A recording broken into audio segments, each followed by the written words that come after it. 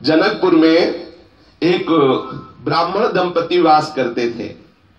ब्राह्मण बड़े विद्वान थे, क्योंकि परम ज्ञानी श्री जनक जी की नगरी, परम ज्ञानी, वहां का झाड़ू लगाने वाला भी ब्रह्म विद्या का उपदेश दे सकता है जनकपुर का, क्योंकि विदेह राज जनक की राजधानी, और बहुत ही हृदय के प्रेमी। ये दो भाव एक जगह नहीं मिलते, एक तो विशुद्ध ज्ञान और दूसरा भगवत प्रेम। ज्ञान भी और भगवत प्रेम भी जनकपुर में, ऐसे वो ब्राह्मण देवता थे। एक बार उनके घर में एक संत पधारे। उन्होंने संत भगवान से प्रार्थना की कि हमारा ब्याह होते हुए तो बहुत समय हो गया, लेकिन कोई संतान नहीं हुई। आप हमें वो उपाय बताएं जिससे किसी परम भागवत भक्त का जन्म हो और हमें भगवत प्राप्ति हो। उनका दोनों बातें आपकी पूर्ण हो जाएंगी यदि आप संत सेवा में रुचि रखें। ब्राह्मण देवता ने उन संत भगवान का आदेश मानकर संत सेवा प्रारंभ की। संत सेवा में निरंतर रत रहते और बड़े विद्वान थे, इसलिए बड़े बड़े जजमानों के यहां जाते तो कुछ न कुछ धन संपत्ति प्राप्त होती, उससे वो संत सेवा में मग्न रहते। पत्नी भी सुंदर सुंदर भोग बनाती और संतों को पवाती। प्रयाग में कुंभ पड़ा, 1 महीने कुंभ में रह करके उन्होंने खूब संतों की सेवा की। जब वो कुंभ से अपने घर जनकपुरी में आए तो कुछ ही दिनों में गर्भ रहा। बड़ा आह्लाद हुआ पिता को कि संतों की कृपा से गर्भ रहा तो जरूर हमें कोई महाभागवत पुत्र प्राप्त होगा। भगवान भी बड़े लीला विहारी है और विचित्र लीला विहारी है। जैसे जैसे गर्भ बढ़ने लगा वैसे वैसे ब्राह्मण देवता बीमार होने लगे, और जेव ही बालक प्रकट हुआ तेव ही ब्राह्मण देवता पधार गए। जब ब्राह्मण देवता पधार गए तो अकेली वो ब्राह्मणी क्लेश पूर्वक उस बालक की रक्षा करने लगी। ब्राह्मणी ने कहा कि प्रयाग के द्वारा कुंभ में जाने के कारण फिर वहां से जब आए तो ये गर्भ रहा, इसलिए इसे हम प्रयाग दत्त नाम देते हैं। प्रयाग दत्त अर्थात प्रयाग के द्वारा प्रदत्त बालक। कुछ ही अभी बालक घुटनों के बल ही चल रहा था कि घर में आग लग गई। ये है भगवान की कृपा, चाहिए किसी को? ये है भगवान की विशुद्ध कृपा। पुत्र होते ही पति पधार गए और पुत्र भी घुटनों के, प्रयाग दत्त जी अभी घुटनों के बल ही चल पड़ा रहे थे कि घर में आग लग गई किसी कारण से। बच्चे को लेके बचाने के लिए दौड़ के बाहर मां निकली, पूरा घर जल के स्वाहा हो गया। अब तो पक्का हो गया कि बालक बड़ा ही अनिष्टकारी है। जब गर्भ में आया तो पिता बीमार हो गए। जब ये प्रकट हुआ तो पिता पधार गए। देखो अभी घुटनों के बल ही चला तो पूरे घर में आग लग गई। अब तो जो जजमान उनके पति के प्रभाव से आते भी थे अन्न धन देने, वो भी आना बंद कर दिए कि उनका लड़का जो हुआ है ये बड़ा अनिष्टकारी है, उस घर में जो भी जाएगा उसका अनिष्ट हो जाएगा। और ये पता नहीं कि ये लड़का कोई साधारण पुरुष नहीं, ये महापुरुष प्रकटा हुआ है। लेकिन बड़ी विचित्र लीला भगवान और भगवान के भक्तों की है। ये प्रयाग दत्त जी महाराज जब धीरे धीरे घुटनों के बल चलने लगे तो कोई कोई विशुद्ध संत आते थे। उस समय भी संत जन जो है वो भगवान की कृपा का परिचय जानते हैं। प्रिया प्रीतम के प्रेम में छके हुए, प्रिया प्रीतम के चरणारविंद के मद से उन्मत्त हुए, आंखों से प्रेम अश्रु रूपी पुष्प उनके चरणों में चढ़ाते हुए ये उन्मत्त होकर भूमि को पावन करते हुए भ्रमण करते रहते हैं। ऐसे महात्मा जन ही कभी कभी इन ब्राह्मणी के घर आते।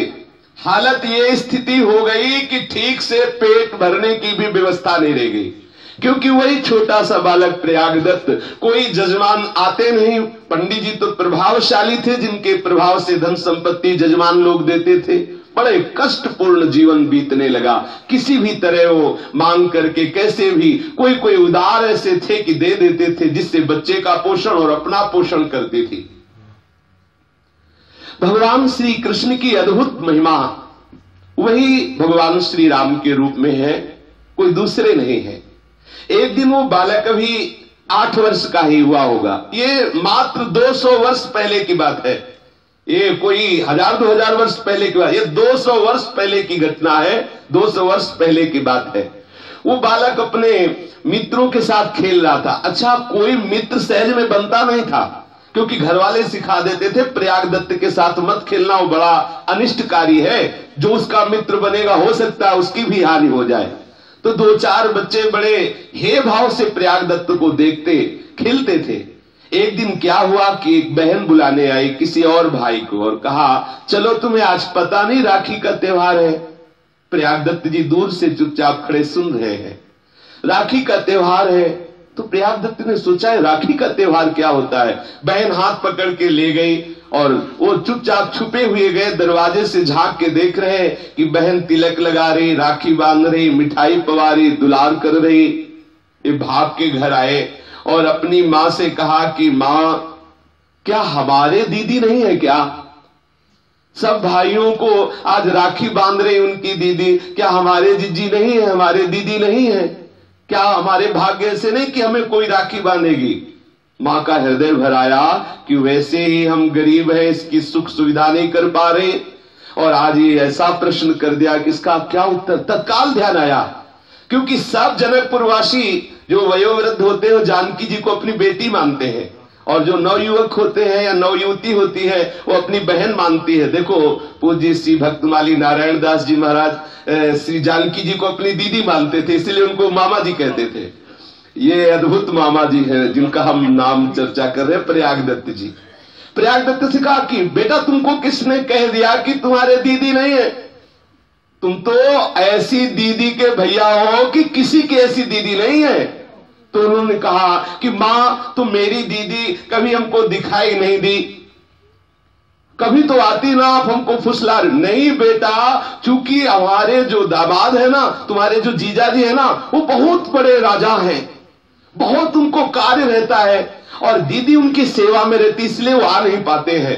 तुम्हारे जो जीजा है वो अयोध्या के बहुत बड़े राजा हैं, और तुम्हारी जो दीदी है ना वो उनकी समीपता के सुख में निमग्न रहती, इसलिए वो कभी आप नहीं पा रही, लेकिन तुम्हारी दीदी सबसे बड़ी दीदी है। बोले मां मुझे दीदी के पास जाना है, देखना है हमारी दीदी कैसी है। हमारे जीजा का तुमने नाम क्या बताया? बोले वो चक्रवर्ती सम्राट, उनका श्री राम नाम है। बड़ा सुख मिला, अरे इतने बड़े हमारे जीजा, और हमारी दीदी का क्या नाम है? बोले जानकी जी नाम है। हृदय में अपार सुख मिला। एक कोमल हृदय वाला बालक स्वीकार कर लेता है कि हमारी दीदी जानकी जी और हमारे जीजा श्री राम जी। मां मुझे अवधपुरी जाना है, अपने जीजा से अपनी जीजी से मिलना है, मुझे अपनी दीदी से राखी बंधवानी है। मां ने कहा थोड़ा सयाने हो जाओ, यहां से जनकपुर से प्राय अवध नगरी में जाते ही रहते हैं लोग, हम आपको उनके साथ भेज देंगे, लेकिन अभी 2-4 दिन में। बोले मां देखो मैं बड़ा हो गया, मुझे दीदी के पास भेज। जैसे नामदेव जी करते थे, नामदेव जी के नाना को कहीं जाना था तो जब सेवा में देखते तो कहते नाना जी हमको भी सेवा में, तो कहते देखो कभी ऐसा अवसर मिलेगा तो बताएंगे। उनको कहीं जाना था ना, तो हम 2-3 दिन के लिए बाहर जाते, हम तुम्हें सेवा में रख देंगे, थोड़ा तुम बड़े हो जाओ। वो रोज सुबह उठ के जाते, बोले नाना जी देखो मैं आज बड़ा हो गया, आज मुझे सेवा में रखो। ऐसे ही 2-4 दिन बीतने पर कहते मां देखो मैं बड़ा हो गया, अब मुझे दीदी के पास जाने दो। मां उनको काफी समय तक टालती रही। एक दिन देखा कि वो बिरज गए, बालक ही तो थे, कैसे महाभाग। यही है संतों की कृपा का फल, यही है संतों की सेवा का फल। प्रयागदत्त जी रोने लगे, नहीं खाऊंगा नहीं पीऊंगा, जब तक मैं अपनी दीदी से नहीं मिलूंगा तब तक नहीं खाऊंगा, मुझे अपने दीदी से मिलना है। बलिहारी है ऐसे भाव की, ऐसे दृढ़ संबंध की। मां को विवश होना पड़ा। जनकपुरी में पता लगाया कि कुछ भगत लोग अवधपुरी जा रहे थे, उनको आत्मबल मिला कि अपने इस 8 वर्ष के बालक को उनके साथ कर देंगी तो सुरक्षित अयोध्या पहुंचा देंगे और कनक भवन में सियाराम के दर्शन करा के पुनः लिवा लाएंगे। ऐसी भावना से उन्होंने कहा देखो बेटा, जब हमें तुम्हें भेजना ही है दीदी के पास तो 1-2 दिन और रुक जाओ, हम कोई व्यवस्था कर ले, क्योंकि बेटी के यहां जब जाया जाता है तो कुछ न कुछ दिया जाता है। प्रभु प्रेम को ही पाते हैं। ये जो अंदर से भाव उठ रहा है ना कि हमें अपने प्रभु को कुछ पवाना है, इसी भाव के अधीन हो जाते हैं प्रभु।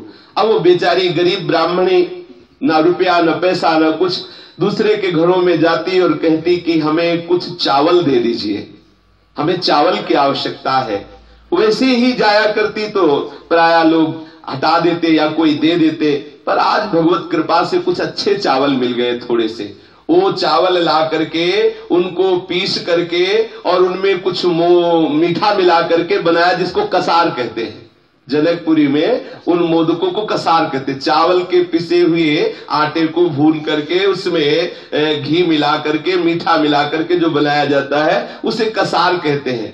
कसार को एक कपड़े की पोटली में बांधा और प्रयागदत्त को दिया, थोड़े से सतुआ बनाए। प्रयागदत्त को, देखो ये तुम्हारी दीदी और जीजा के लिए है, और ये जो सतुआ है ना, तुम्हें जब भूख लगे तब तुम पा लेना। प्रयागदत्त तो इतने उन्मत्त हो रहे हैं कि हम अपनी दीदी से मिलेंगे, जीजा से मिले, बड़े उन्मत्त। जो कोई जनकपुरी के भक्त परिकर अवधपुरी जा रहे थे उनके साथ कर दिया। अब प्रयागदत्त को चैन कहां कि उनकी जैसी भावना से चले, वो तो अपनी भावना, उनको तो लग रहा था अगर हमारे पंखे हो तो अभी उड़ जाऊं, ऐसी व्याकुलता। उन्होंने सोचा कि हमें दीदी से मिलना है, पता नहीं कितने दिनों में पहुंचेंगे, उनका साथ छोड़ दिया, वही पोटली कसार की, और बस दीदी के चिंतन में हमारी दीदी जानकी जी, हमारे जीजा जी राम जी कितनी जल्दी पहुंचू, बस भाग दौड़ना। जब थक जाते तो थोड़े सतुआ घोर करके पी लेते और फिर भागते। कई दिनों में जनकपुरी से वो अवधपुरी आए। जब अयोध्यापुरी में आए तो प्रयागदत्त देख करके अवधपुरी बहुत प्रसन्न है कि ओहो हमारे जीजा की राजधानी है, हमारे जीजा। और पूछा था मां से कि उनको सब कोई जानता है क्या? बोले सब कोई जानता है उनको। अब जिससे पूछते कि हमारी दीदी जानकी जी कहां रहती है, तो अवधवासी देखते छोटा सा 8 वर्ष का बालक हंस देते, तुम्हारी दीदी तो तुम्हारे जीजा का क्या नाम? बोले श्री राम। बोले हाँ वो महल है, चले जाओ। तो दौड़ के जाते कनक भवन में, जब देखते तो पुजारी से पूछते हमारी दीदी कहाँ है, हमारे जीजा कहाँ है? तो बोले ये तुम्हारी दीदी कौन? बोले जानकी। और जीजा कौन? श्री राम। बोले है तो। बोले हमें मूर्ति नहीं, हमें जीजा जी चाहिए, मूर्ति नहीं, हमें मूर्ति नहीं, हम अपनी दीदी की बात कर रहे हैं। हंस देते कि बालक है, हट कर रहा है। निराश होकर के रोते हुए फिर निकलते। फिर कोई संत पूछते क्या बात है बेटा, क्यों रो रहे हो? बोले हमारी दीदी नहीं मिल रही। तुम्हारी दीदी कहाँ रहती है? बोले यही अयोध्या में रहती है। अच्छा तो तुम्हारे जीजा का क्या नाम? श्री राम। और दीदी जानकी। बोले वो महल है ना। बोले वो मूर्ति नहीं, हमें दीदी चाहिए। ये ऐसा हठ। अब सब संत हंस देते, कोई तो सुन के उपेक्षा कर देता, बालक है। कोई संत हंस देते कि बालक है, क्या जाने, कहीं वो मूर्ति हो तो साक्षात प्रभु विराजमान। लेकिन उसको ऐसी दीदी चाहिए थी जो दौड़ के आवे, हृदय से लगावे और राखी बांधे और मिठाई पवावे। अब हृदय में उसके अंदर व्याकुलता बढ़ती गई कि हाय हमारी दीदी का कोई पता नहीं बता रहा, और मां कह रही थी कि यही दीदी रहती है, क्या करूं? बहुत रोने लगे, परेशान हो गए। कहीं कोई बताता ही नहीं कि उसके जीजा कहाँ है, उसकी दीदी कहाँ है। मणिकूट की ओर गए, वहां खोजते फिरे, रो रहे थे, हाँ दीदी जानकी तुम कहाँ हो? कोई तुम्हारा परिचय नहीं बता रहा है। जहां सीता कुंड को जाने वाले रास्ते के दक्षिण सघन विटपावली से आच्छादित पुरानी मस्जिद है, जिसमें पूर्व में हनुमान निवास श्री अयोध्या के महात्मा बाबा गोमती दास जी महाराज भजन करते थे, वही समीप जाकर के बैठ गए और रोने लगे प्रयागदास जी। हा जीजा श्री राम, हा जीजी जानकी तुम कहाँ हो? विकल होकर के रो रहे हैं। देखो कैसा संबंध का सुख होता है। विकल होकर के रो रहे हैं। अब बहनोई जी को रिश्ते से खूब गालियां भी देख रहे कि देखो इतना ढूंढा, इतना पूछा, पता नहीं कहां छुपा हुआ बैठा है, हमारे सामने नहीं आ रहा, किसी को भेज नहीं रहा। और मां हमको कह रही थी अरे वो बहुत बड़े चक्रवर्ती सम्राट है, ऐसा कौन है जो उनको जानता नहीं? यहाँ तो कोई उनको नहीं जानता है, कोई नहीं बता रहा कि हमारी दीदी कहाँ है, हमारे जीजा कहाँ है। इतना ढूंढा, इतना हैरान हो गया, कहीं मिल नहीं रहा, कहां रहते हैं हमारे जीजा। बहुत भाव में विवल हो रहे हैं। इतनी विकलता बढ़ी कि लगा कि उनको प्राण छूट जाएंगे। इतने में ही सुनाई दिया, हाँ आवाज सुनाई दी, राजाधिराज चक्रवर्ती महाराज परब्रह्म परमात्म स्वरूप अखिल कोटि ब्रह्मांड नायक परात परेश भगवान श्री राम पधार रहे हैं। दृष्टि गई तो देखा विशाल श्वेत हाथी, उसके ऊपर स्वर्ण की झूल पड़ी हुई है, विशाल सिंहासन, उसके ऊपर 9 किशोरी किशोर विराजमान है, छत्र लगा हुआ है, चंवर डुलाए जा रहे हैं, जय जयकार हो रही। श्री राम नाम सुनते ही रोम रोम खिल उठा। हमें लगता है मां कह रही थी जीजा राजा, हमें लगता है जीजा ही आ रहे, और बगल में देखा कि जीजी मुस्कुरा रही है। ओहो, आनंदित हो गया, खड़े हो गए। इतने में जितने पीछे जय जयकार करने वाले थे सब पीछे रुक गए। हाथी नजदीक आया, श्वेत रंग का विशाल हाथी, और वो घुटने टेक करके बैठ गया। दौड़ करके सेवक जनों ने सुंदर स्वर्ण की सीढ़ी लगाई। करुणा निधान प्रिया प्रीतम धीरे धीरे उतर करके नीचे आए। जानकी जी दौड़ के गई, भैया प्रयागदत्त हृदय से लगा। ओहो, श्री जानकी जी के हृदय से लग के जैसे छोटा बालक अपनी गुस्सा नहीं प्रकट करता, छोटे छोटे ऐसे हाथ बांध के, दीदी तुम अभी तक कहां थी, हमने कितना ढूंढा, बहुत जानकी जी हृदय से लगा रही, दुलार कर रही है। भैया तुम इतना परेशान क्यों हो रहे हो? इसलिए कि इतना ढूंढा, कोई तुम्हें बता नहीं रहा था। तो बोले भैया हमारा पता सहज में सबको नहीं चलता, हम ऐसी जगह रहती है जहां सबको पता नहीं चलता, कोई विशेष ही होते जो मेरा पता जानते हैं। अब देखो, अब तुम्हें कोई क्लेश नहीं होगा, अब हम तुम्हारे समीप आ गई हैं। जानकी जी ने पहले उनकी भावना के अनुसार राखी बांधी, और जानकी जी ने कहा अच्छा मिल चुके, अब हमको ये बताओ कि माँ ने हमारे लिए क्या भेजा है। बोले हाँ हाँ, एक फटे से कपड़े में वही चावल के पिसे हुए कसार श्री लाडली जी को अर्पित करा। लाडली जी ने अपने कर कमल से लिया और प्रभु को पहले पवाया, और फिर आप पाया, और फिर अपने भैया प्रयागदत्त को पवाया। ओहो, जेव ही प्रियाजू और प्रीतम जू का उच्छिष्टामृत मिला, रोम रोम आनंद से भर गया, अश्रुओं की धार बहने लगी, पूर्ण विद्या का नाश होकर चिदानंद तत्व में स्थिति हो गई। क्योंकि प्रभु का साक्षात दर्शन हो रहा है। प्रिया जी दुलार कर रही है कि भैया अब तुम चिंता मत करो, अब तुम बिल्कुल चिंता मत करो, हम तुम्हारे ही पास सदैव अब रहेंगी। प्रगट में या अंतर में तुम कभी हमको दूर नहीं देखोगे। दुलार कर रही है। धीरे धीरे उनके आंसू रुके। अब वो प्रयागदत्त जी मानो मन ही मन अपनी दीदी को देख करके कुछ बातें कर रहे हैं, और मन में सोच रहे हैं कि वो जो अन्य भाई थे उनकी दीदी ऐसी नहीं थी जैसी हमारी दीदी है, हमारी जैसी दीदी ऐसी तो किसी की दीदी नहीं। मां ठीक कह रही थी, 9 किशोरी, ऐसा स्वरूप सौंदर्य कि जो प्रभु के भी माथे पे पसीना आ जाए, ऐसा सौंदर्य प्रियाजू का। जनकपुर में फूल की बगिया में, फूल बगिया में, पुष्प वाटिका में जब पहला दर्शन भगवान श्री राम जी ने जानकी जी का किया तो माथे पे पसीना आ गया सरकार के। ऐसी सौंदर्यता श्री जानकी जी की है। ऐसी सुंदर दीदी को देख करके बहुत आनंदित हो रहे हैं प्रयागदत्त जी। फिर श्री जानकी जी ने कहा देखो भैया हमसे मिल लिए, अब हमारे प्रभु को और भी कार्य रहते हैं, अब आप पहले सीधे जाइए और मां को जाकर के प्रसाद दीजिए और कहिए कि हम दीदी से मिलके आ गए हैं, उनको खुशी होगी, फिर तुम लौट के अयोध्या चले आना, एक बार तुम्हें जाना होगा।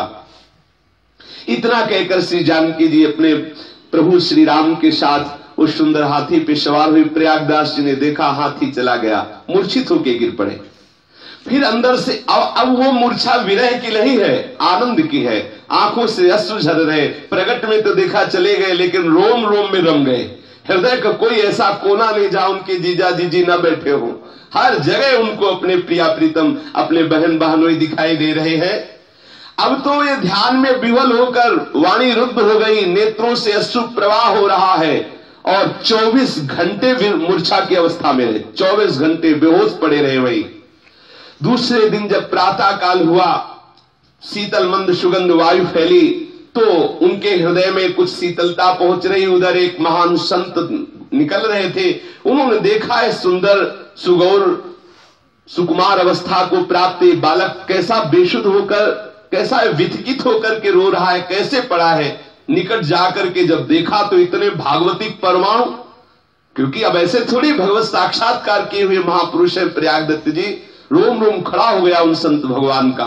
स्पर्श किया तो उनके भी आनंद के अश्रु बहने लगे। पूछा क्या बात है, क्या परेशानी तुम्हें है, क्यों रो रहे हो? यद्यपि वो ठीक से बोल नहीं पा रहे थे, इतना प्रेम से कंठ अवरुद्ध था, आंखों से आंसू बहकर कपोलों को भिगो रही थी, वो बोल नहीं पा रहे थे। फिर भी धीरे धीरे कुछ बोलने का प्रयास कर रहे थे। महात्मा जी ने उनका हाथ पकड़ा और कहा, चलो हम जिस गुफा में रहते हैं वहां आप आराम से बैठो, फिर बातें होंगी। गुफा में ले गए, प्रयागदत्त को वहां विराजमान किया, मुंह धोया, सुंदर जल पिलाया, सावधान करते हुए पूछा, क्या हो क्या गया? जब पूछा तो फिर रो पड़े प्रयागदत्त जी, और रोते हुए बता रहे, जो ही ये बात सुनी कि अरे इनका श्री जानकी जी के प्रति दीदी भाव, प्रभु के प्रति जीजा भाव, और ऐसे मिलन हुआ, और महात्मा का हृदय इतना आर्द्र हो गया, द्रवित हो गया, आंखों से अश्रु बह रहे हैं। प्रयागदत्त के भी आंखों से अश्रु बह रहे और महात्मा जी के भी आंखों से अश्रु बह रहे। कुछ देर तक कोई नहीं बोल पा रहा, ना महात्मा जी बोल पा रहे हैं, ना प्रयागदत्त जी बोल पा रहे। को किछु कहिय न को किछु पूछा, प्रेम भरा मन निज गति छूछा। अपार आनंद में दोनों महापुरुष डूब रहे हैं। थोड़ी देर के बाद महात्मा जी भगवत स्मरण करते हुए अपने को सावधान किया और प्रयागदत्त जी से कहा कि आप जैसा महाभाग्यवान हमें लगता है इस भूतल पर कोई नहीं होगा, जिसको स्वयं महामहिमामयी श्री जानकी जी दुलार करके अपना भैया कह के हृदय से लगाया। हम सब जानकी को मां मानते हैं, प्रभु को पिता मानते हैं। आज से तो हमारे मामा जी हुए, क्योंकि जानकी जी के भाई कौन होंगे? जो जानकी जी हमारी माँ के भाई कौन होते? मामा होते, छोटे से मामा जी। और जानकी जी के संबंध से उन महात्मा जी ने उनको कहा कि प्रयागदत्त जी आप तो महान भाग्यशाली हैं, त्रिभुवन में आप जैसा कोई भाग्य वाला नहीं है। घड़ी रात गई, बातें सियाराम जी की ही चल रही थी। इतने में देखा बड़ी सुंदरी सुंदरी कुछ नौ किशोरी आई और उन्होंने कहा, लो ये कुछ भोग प्रसाद है, 2 थाल स्वर्ण की थी, इनको पाओ, आज हमारे घर में कोई उत्सव था, उसी का हम प्रसाद लेके आए हैं। महात्मा जी ने समझा कि किसी अयोध्या में किसी घर में उत्सव हुआ होगा तो कोई और वो थालें जो थी बड़े बड़े पत्तों से ऊपर से ढकी हुई और नीचे भी पत्तल बिछाकर सामग्री रखी गई थी। अगर वो महात्मा जी देख लेते कि इतनी कीमती थाल है तो शायद न लेते, इसीलिए पत्तों से ढकी हुई थी। लिया और जो ही दोनों ने प्रसाद पाया तो विशेष आनंद, अपार आनंद, क्योंकि वो और किशोरिया कोई नहीं थी, श्री सियाजू की दासियां थी और ठीक महल का भोग उनके समीप लाया गया था। थालियां देखी तो अद्भुत स्वर्ण, प्राकृतिक स्वर्ण नहीं, दिव्य स्वर्ण से युक्त थालियां। दोनों महापुरुषों ने प्रसाद पाया और पूरी रात भगवत चर्चा में, श्री सियाराम जी की चर्चा में व्यतीत हुई। अब प्रयागदत्त जी से महात्मा जी ने कहा, देखो ये थाल तुम अपने घर ले जाओ। अरे बोले, तुम्हें समझ भी है कि नहीं? हमारी माँ हमको बहुत डांटेगी, हमारे यहाँ बेटी का कुछ नहीं लिया जाता, हमारे यहाँ बेटी का कुछ लिया नहीं जाता, बेटी को दिया जाता है। ठीक है हमारी माँ के पास गरीबी है नहीं कुछ, तो भी माँ हमें डांटेगी। ये थाल आप अपने पास रखो, हम घर नहीं ले जाएंगे। वो कितनी निष्किंचनता उस महात्मा जी के भी अंदर है। उन्होंने कहा, ये थाल हमारे प्रयोग की नहीं, तो प्रभु की है, इनको हमें नहीं रखना, हमें भी अपने पास नहीं रखना है। महात्मा जी और मामा जी दोनों कितने निष्किंचन हैं कि उस दिव्य स्वर्ण की तरफ तनिक भी आकर्षण नहीं हुआ। सहृदय मामा जी और सहृदय महात्मा जी दोनों एक दूसरे के नेत्र में नेत्र मिलाए हुए थोड़ी देर डूबे रहे श्री प्रिया प्रीतम के चिंतन में, लोकोत्तर प्रेम का रसास्वादन कर रहे हैं। दोनों के शरीर दिव्य हो रहे हैं क्योंकि दिव्य प्रसाद पाया है। सारा श्रम दोनों का जन्म जन्मांतरों का जो भटकने का था खत्म हो चुका है। अपार आनंद में दोनों निमग्न हैं। प्रातः काल प्रयागदत्त जी विदा होने के लिए आगे प्रणाम किया महात्मा जी को। महात्मा जी ने मामा जी को हृदय से लगाया। वहां से प्रयागदत्त जी अंदर ही अंदर अपनी दीदी का चिंतन करते हुए, जीजा का चिंतन करते हुए प्रयागदत्त जी ने अयोध्या को प्रणाम किया और जनकपुरी की तरफ प्रस्थान किया। और महात्मा जी ने उन स्वर्ण की थालों को लेकर गणेश कुंड में डाल दिया कि हमको प्रभु का प्रेम चाहिए, ये प्रभु का वैभव नहीं चाहिए। अपनी दीदी और जीजा की भावना में मस्त प्रयागदास जी जनकपुरी पहुंचे। माता ने देखा कि प्रयागदास जी के रोम रोम से तेज प्रकट हो रहा है। समझ गई कि हमें लगता है मुझ गरीबिनी के ऊपर अपार कृपा की जानकी महारानी ने, हमारे बेटे को बहन के भाव की पुष्ट करने के लिए हमें लगता है जरूर वो आई और सुख प्रदान किया। प्रयागदत्त जी दौड़ के गए, माता जी को प्रणाम किया और सब हाल सुनाया, जैसा उन्होंने देखा, जैसा जानकी जी ने कहा, जैसा उनको प्यार सुन करके माता के अश्रु बहने लगे, चकित हो गई, महा आनंद का अनुभव होने लगा। हृदय तल में एक प्रबल उन्माद प्रकट हो गया, क्योंकि यही ऐसा अद्भुत रस है, अद्भुत रस ऐसा है। करुणा का स्रोत फूट निकल पड़ा और चिल्ला चिल्ला के रोने लगी, हे करुणामयी जानकी जी, आज आपने निर्वाह कर लिया मुझ गरीबिनी का। चिल्ला चिल्ला के रो रही है, बहुत दुलार से अपने प्रयागदत्त जी को रखने लगी। अभी 1 साल भी नहीं बीता था कि माता का हृदय जो श्री जानकी जी के प्रेम में डूब गया था, शरीर की सामर्थ्य नहीं कि इस प्रेम को झेल सके, इसीलिए धीरे धीरे थोड़ा थोड़ा अनुराग रस देते हैं प्रभु। एकदम दे दे तो फट जाए हृदय, हृदय की सामर्थ्य नहीं कि अपार प्रेम समुद्र को झेल सके। शरीर रुग्ण होने लगा और 1 साल में ही श्री प्रयागदत्त की माता जी पधार गई। अब प्रयागदत्त जी अकेले रह गए, घर में और कोई था नहीं, वैराग्य हृदय में था ही, किसी विषयों के प्रति अनुराग था नहीं। अब हृदय में एक व्याकुलता होने लगी कि जब मां ही नहीं है तो मुझे यहां रह के क्या करना है। यद्यपि हमारी जानकी बहन की ये नगरी है, इसीलिए रह रहे थे, अब मुझे अपनी दीदी के पास जाना है। इतने में एक जमींदार ब्राह्मण थे, उन्होंने प्रयागदत्त जी से कहा, तुम चिंता मत करो, बहुत ही सुंदर हमारी पुत्री है, हम अपनी पुत्री का ब्याह तुमसे कर देंगे और सारी संपत्ति तुम्हारे नाम कर देंगे। वो प्रतिष्ठित ब्राह्मण थे और प्रयागदत्त जी का तेज ऐसा प्रकट था कि कोई भी नहीं स्वीकार करता। प्रयागदत्त जी ने वो बात सुनी तो उनके हृदय में और आग लग गई कि अरे मुझे अपनी दीदी के पास जाना है कि मुझे ब्याह करके संसार को स्वीकार करना है। जिसको अमृत फल मिल जाता है फिर वो विष फल की तरफ क्यों दृष्टि करेगा। उन्होंने प्रयागदत्त जी एक क्षण भी वहां नहीं टिके कि कोई हमसे दूसरी बात करे, इससे अच्छा अभी निकल लो। अपने घर को छोड़ा, श्री अयोध्या धाम के पथ पर पैर रखते हुए प्रयागदत्त जी उन्मत्त दशा को प्राप्त हो गए। अपनी दीदी के पास पुनः जा रहे हैं, फिर उन्मत्तता उनके हृदय ऐसी उतावली हुई कि कैसे मैं जल्दी पहुंचूं, अपनी दीदी से पुनः मिलूं जा करके। श्री सरयू जू में गए, स्नान किया और अद्भुतपुरी आनंद स्वरूप श्री अयोध्या नगरी की प्रदक्षिणा की, अयोध्या नगरी को साष्टांग प्रणाम किया, अयोध्या नगरी की धूल में अपने शरीर को धूसरित किया और एक एक गली में, एक एक महल के समीप देख रहे हैं कि पुनः हाथी पे सवार हुई हमारे जीजा जी कब आएंगे। ढूंढ रहे हैं अयोध्या में पुनः।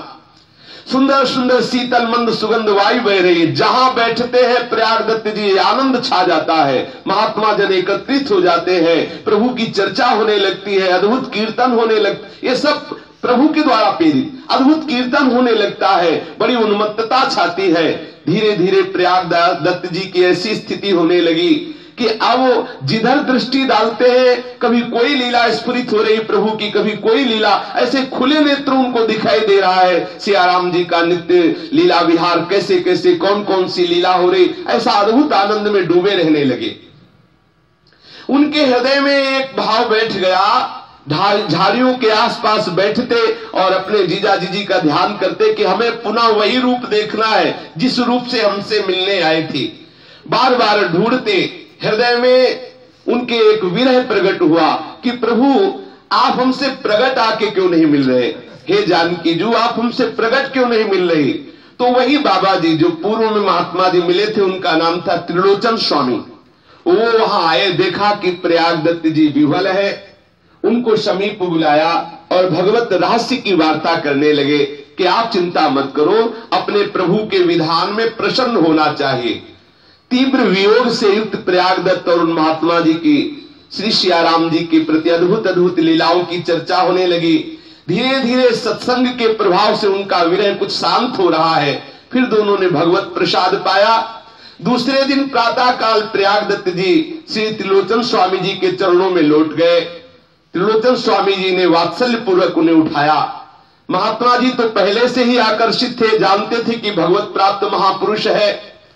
परम श्रद्धा से श्री प्रयागदत्त जी ने निवेदन किया कि प्रभु अब मुझे संसार मार्ग में कदम तो रखना नहीं है, अब मुझे वैराग्य की दीक्षा दीजिए और मैं वैराग्य से युक्त होकर निरंतर अपने बहन बहनोई का चिंतन करता हुआ इसी अवध धाम में जीवन व्यतीत करूंगा। महात्मा तो ढूंढते हैं कोई ऐसा महान शिष्य मिले जो भगवत अनुराग से युक्त हो। इनका हृदय खिल उठा त्रिलोचन स्वामी का, और उन्होंने अपनी उमड़ते हुए दुलार से उनको वैराग्य की दीक्षा दी, अद्भुत प्रेम में मंत्र प्रदान किया, लंगोटी अचला प्रदान की। अब प्रयाग दत्त जी से इनका नाम हो गया प्रयागदास जी। यद्यपि शिष्य भाव से थे, फिर भी वो भी महात्मा इनको मामा जी कहते थे, क्योंकि जानकी जी को सब प्राया माँ की भावना से कि सियाराम जी हमारे माता पिता है तो हमारी अम्मा के भाई मामा ही तो होंगे, तो इसीलिए सब इनको, अब जो भी महात्मा सुनता है इनकी महिमा तो इनको सब मामा जी कहते। अब पूरी अयोध्या में मामा जी, अब जो भी आता बोले मामा प्रयागदास जी। अब जिस गली से निकलते तो छोटे छोटे लड़के जो अयोध्या के बच्चे थे वो मामा जी मामा, ये उन्मत्त एक अचला ओढ़े एक अचला लगाए बड़ी मस्ती में, तो इनके साथ खेलते, कोई इनको छेड़ता मामा जी, और सब भूल गए, सब मामा जी, बड़े बूढ़े सब मामा जी, इसीलिए इनका नाम मामा प्रयागदास जी हुआ।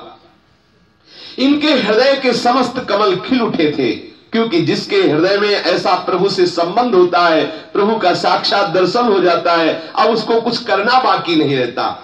कुछ रात गए, प्रयागदास जी की दशा कुछ ऐसी चढ़ी कि वे सोते ही उठ पड़े और बीहर जंगल में जाकर घूमने लगे। फिर तो यही ढंग रहा, नींद नाती निकल पड़ते, देखते कहीं किसी लीला का चिंतन करते, कभी प्रभु की किसी और लीला का चिंतन करते, जिधर निकल जाते उधर ही चलते चले जाते। कहां जा रहे हैं कुछ होश नहीं है, कब खाया कब पिया कोई होश नहीं, वस्त्र है कि नहीं कोई होश नहीं है, निमग्न है अपने प्रभु के प्रेम में। दिन के दिन रात की रात का कोई पता नहीं, कब रात हुई कब दिन गया। ऐसी दशा में न खाने की सुध, न पीने की सुध, न और कोई चिंता, न सोने की परवाह। ये अखंड योग निद्रा में स्थित है, अखंड भाव दशा में स्थित हो चुके हैं। कोई प्रेमी दुलार करके मामा जी को हाथ से पवा देता तो पा लेते। ऐसी परमहंस स्थिति थी कि इनको ये याद भी नहीं रहता कि हमें भोजन पाना है। जब कोई बहुत बार कहता, इनके मुंह में कवल देता तो पा जाते। कुछ ऐसी स्थिति पूज्य राधा बाबा की भी देखी गई है। ऐसे कितने महापुरुष हुए जिनको भगवत प्रेम आवेश में शरीर की शुद्धि नहीं रहती थी। बिखरे हुए केस, शरीर में अवध की धूल लगी हुई, आंखें चढ़ी हुई, उन्मत्त श्री सियाराम जी के प्रेम में गलियों में अयोध्या के घूमते रहते। आसपास के जो ही देखते खड़े हो जाते और इनका सम्मान करते, क्योंकि अभी कोई विशेष अवस्था नहीं है, लेकिन विशेष स्थिति है इनके हृदय में। दिव्य देह और दिव्य भाव दोनों भी प्रयागदास जी के पास थे। उनका शरीर भी दिव्य हो गया था और उनका भाव भी दिव्य था।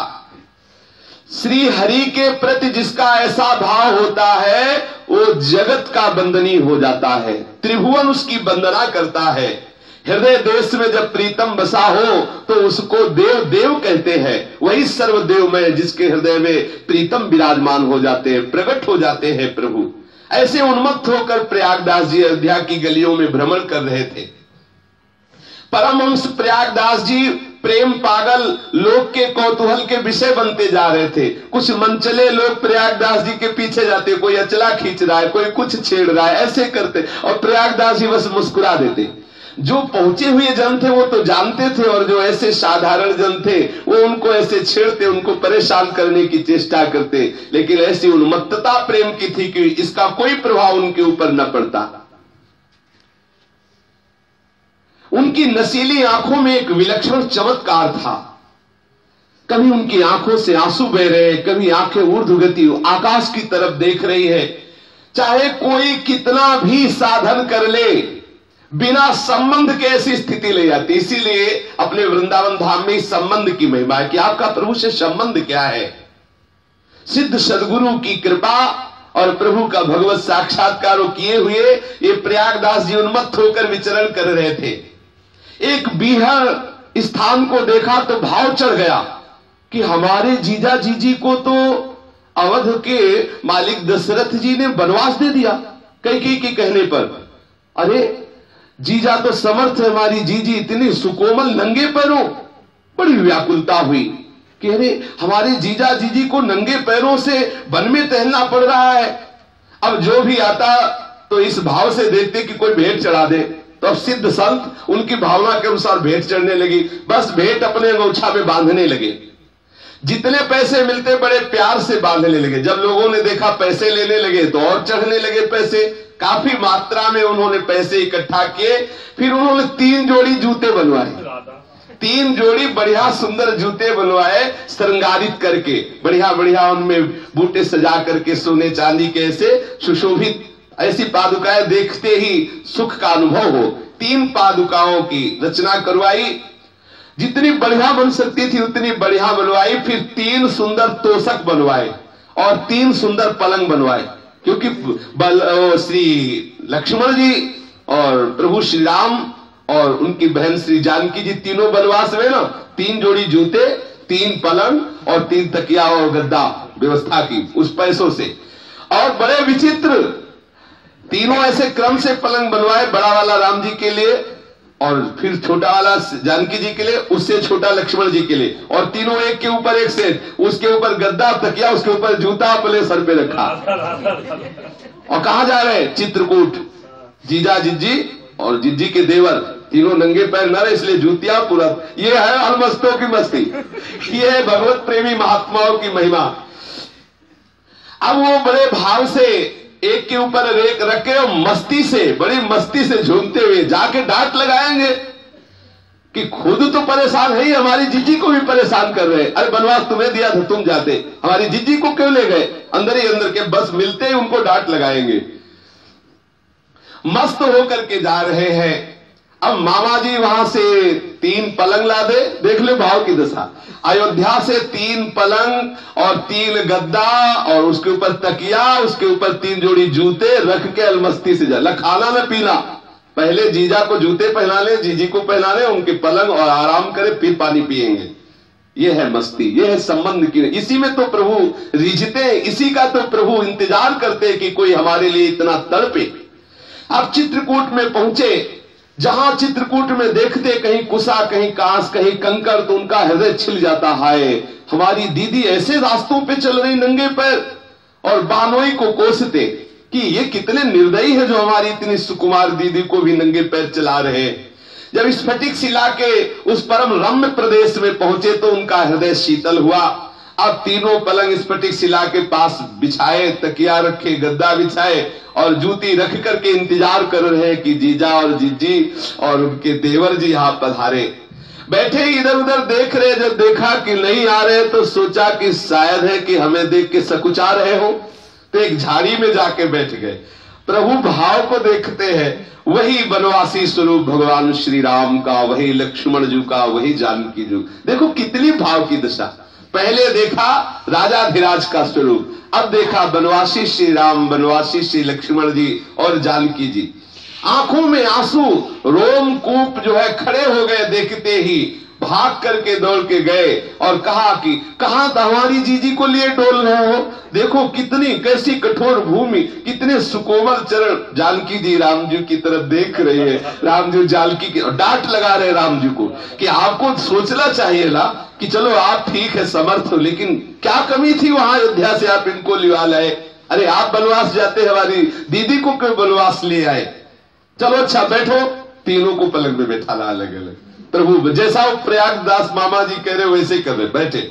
चलो जानकी जी से कहा कि आप पहले अपने चरण लाओ। नहीं नहीं, पहले जीजा को पहनाया जाता है। अच्छा तो पादुका ली, पहले जीजा श्री राम को पहला। देखो कितने बड़े भाग्य।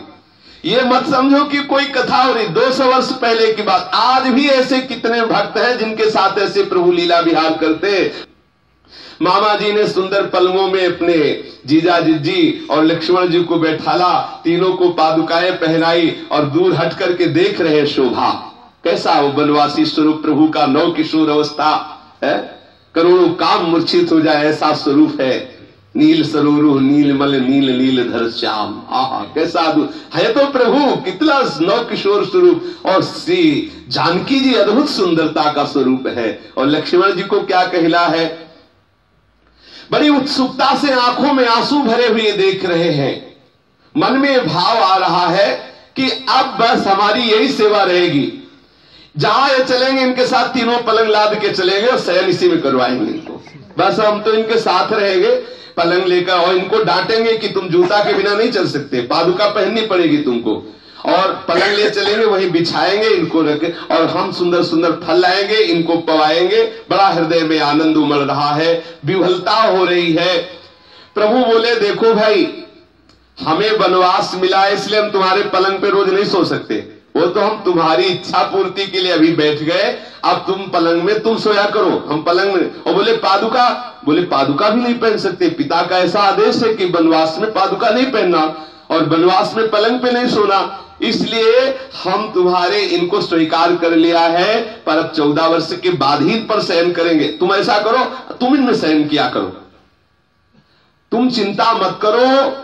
जानकी जी ने कहा तुम चिंता मत करो, हम बड़े सुख से हैं, ये जितने वनवासी जन सब हमारी सेवा करते हैं, और ये तुम्हारे जो जीजाई जी है ना, ये हमें बहुत सुख देते हैं, इनके समीप रहने मात्र से हमें महासुख की प्राप्ति होती है। तुम ऐसा मत सोचो कि इनके संग रहने से हमें कष्ट मिल रहा है। प्रयागराज जी ने कहा कि तुम तीनों जो है एक ही बात रख रहे हो, हमारी तरफ तो कुछ सोचो ना। तो लक्ष्मण जी ने कहा कि अगर हमको ले चलो तो चलो। उनका हाँ ठीक है, आपको ही ले चलेंगे। तो लक्ष्मण जी ने कहा चलते तो, पर प्रभु चले तो चल। बोले देखो अभी मजाक कर रहे हो हमसे, पहले कह रहे हम चले। प्रभु ने कहा आप जाओ, ये पलंग ले जाओ और जाकर के अयोध्या में रहो, मस्ती से इसी पलंग पे सो, चिंता मत करो, समय होते ही हम वापस चले आएंगे। ये अभी 200 वर्ष पहले, 200 वर्ष पहले की बात। अब क्या करते, जानकी जी का भी आदेश हो गया, तो जब दीदी का इशारा हो गया तो फिर वही सब खाट के ऊपर खाट और उसके ऊपर गद्दा फिर रखे। कितने अलमस्त महापुरुष है। फिर रख करके और वहां से चले। अब विश्राम करने का भी उनके हृदय में भाव नहीं, क्योंकि वो तो भाव में डूबे हुए हैं। उल्टे पांव उनको लौटना पड़ा। प्रयागदास जी मन ही मन सोचते जा रहे हैं कि बड़ा विचित्र है हमारा बहनोई, बड़ा विचित्र है। अरे थोड़ी सी दया हम पे कर देता, कम से कम वो दोनों भाई वनवास चले जाते, हमारी दीदी को हमारे साथ कर देता तो हम अयोध्या लेकर के चले आते। बड़ा विचित्र है, कोई भी हमारी बात नहीं सुनता। इस घोर जंगल में हमारी दीदी को लेते चले जा रहे हैं। न जाने कैसे हमारी दीदी को कष्ट का अनुभव जितना जितना होता कैसे दूर होगा। बड़े नेमी बनते हैं, कहते पलंग में नहीं बैठेंगे। मुझे साथ नहीं लिया, कहते हमको किसी को साथ नहीं रखना है। लौटने की बात कही तो बड़े चतुरताई दिखा रहे कि हमको अपने पिता की आज्ञा पालन करनी है। कह रहे जंगल में बड़ा सुख है। अरे माना हरे भरे पेड़ पल्लव है, जब हमारी दीदी पंछियों को देखेंगी, हिरन को देखेंगी तब तो सुखी होंगी, लेकिन जब बाघ को देखेगी तब मन में सोच रहे, वापस तो हो रहे, बोले जब बाघ को देखेंगी तब। देखो कितने कुछ काटे हैं ये, इनको तो कुछ पता नहीं चलता।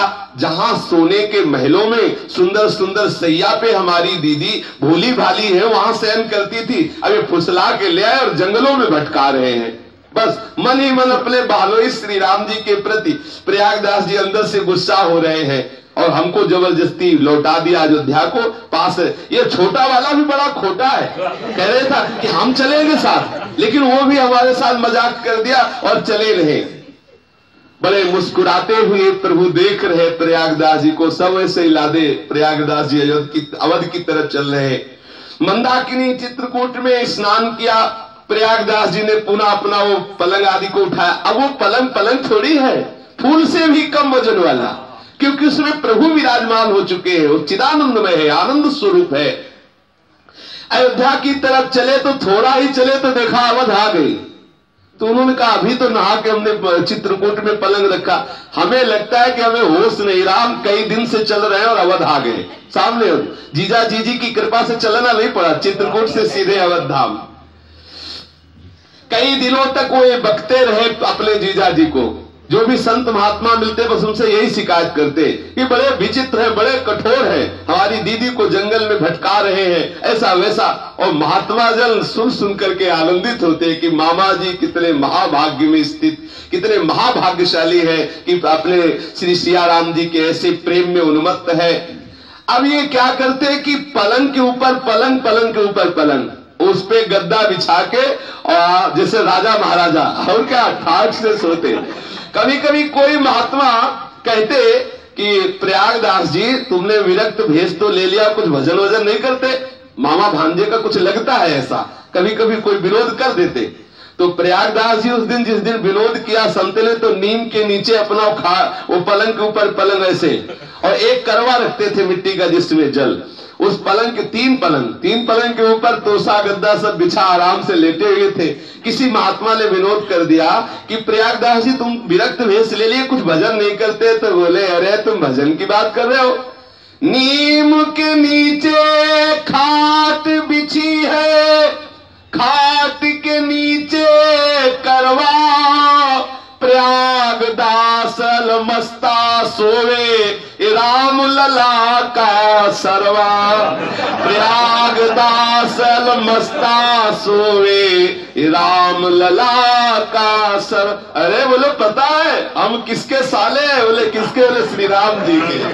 अब हमें भजन करना, और वास्तविक जिसका संबंध दृढ़ हो गया उसको भजन करना पड़ेगा। भगवत प्रसादी स्वरूप पलंग में बादशाह की तरह पड़े रहते हैं। जब कोई बात करता है तो पता है हमारे जीजा चक्रवर्ती सम्राट श्री राम और हमारी बहन जानकी जी इसी ठसक में अयोध्या में पूरा आनंद मंगल करते हुए वो भगवान के नित्य साकेत धाम को गए और सदा सदा के लिए अपनी जीजा जी की सेवा में रत हो गए। श्री राधा वल्लभ लाल की।